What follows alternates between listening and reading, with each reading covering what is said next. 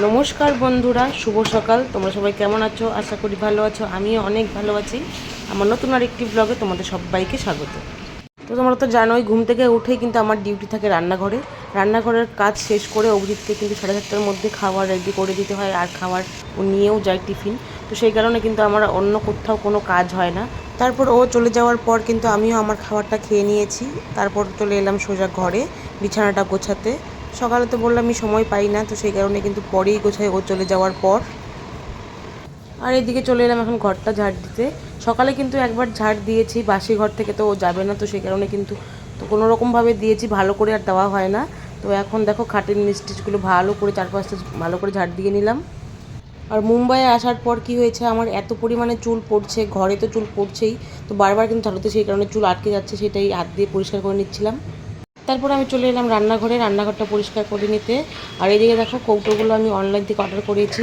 অনেক কিছু রাখার জন্য কৌটো দরকার, আমি কিন্তু কতগুলো কিনে এনেছি, তারপরেও আরও দরকার, তাই কিন্তু আমি আরও অর্ডার করিয়েছি। তো চলো ঘরটা পরিষ্কার করে নেওয়া যাক। আর এদিকে দেখো বাসনও অনেক জমে আছে বেসিনে। তো প্রথমে আমি দেখো এই জায়গাটা মুছে নিলাম। আর এখানে তো রুটি বানিয়েছিলাম, আর এত আটা পড়েছে, দেখো এটাই ভালো করে মুছে নিলাম।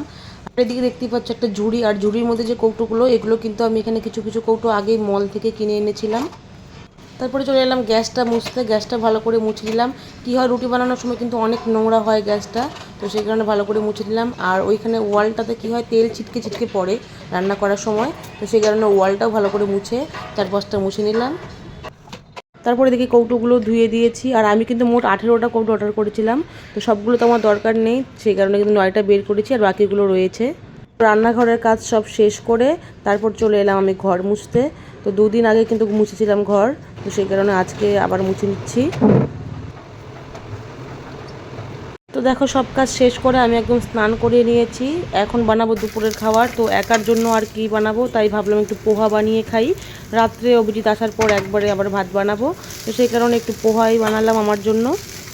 তো একার জন্য কিন্তু ভাত সবজি বানাতে ইচ্ছে করে না, যেহেতু আমি দুপুরে একাই খাই। আর মাঝে মাঝে কিন্তু বানাই, তো আজকে ইচ্ছে করলো না, তাই কিন্তু বানিয়ে নিলাম একটু পোহা। তো এখন দেখো বাজে 4টের মতো, আর আমি কিন্তু রেডি হয়ে গেছি। আর বাইরে অনেক রোদ উঠেছে, সেটাই তোমাদের দেখাচ্ছিলাম, অনেক দিন পর রোদ উঠেছে। তো আমি চলে গেছিলাম একটু হাটে। তো বলেছিলাম তোমাদের আগেই, বৃহস্পতিবার করে এখানে একটা হাট বসে, সেই হাটে গেছিলাম। হাটে গিয়ে আর ভিডিও করা হয়নি, এত ভিড় ছিল, তো সেই কারণে আর ভিডিও করতে পারিনি। তো হাট থেকে সোজা চলে এসেছি ঘরে। তো এখন দেখাচ্ছি কী কী নিয়ে এসেছি। দেখো পটল, ঝিঙে, তারপর আদা, কাঁচা লঙ্কা, পেঁয়াজ সব কিছু নিয়ে এসেছি। তারপর চলে এলাম রাতে রান্নাটা করতে। আর এদিকে অভিজিৎ চলে এসছে, ও নিয়ে এসেছিলো আম, তো সেই আমটাই কেটে দিলাম, আমিও খেলাম। তারপর এদিকে কিন্তু রাতের খাওয়া দাওয়াটা করে নিয়েছিলাম দুজনে মিলে। তারপর কিন্তু আমি আবার চলে এলাম রান্নাঘরে সবজি কাটতে। এটা কিন্তু আর রাতের জন্য নয়, এটা কাটছি কালকে সকালের জন্য। কেন কি সকাল সকাল সবজিটা করতে হয়, আমার তো সময় হয় না কাটার, তো সেই কারণে রাতেই কেটে রেখে দিই, আর সকালে শুধু রান্নাটা করেছি। আজকের ব্লগটা এখানেই শেষ করছি বন্ধুরা, টাটা, ভালো থেকো সবাই, শুভরাত্রি।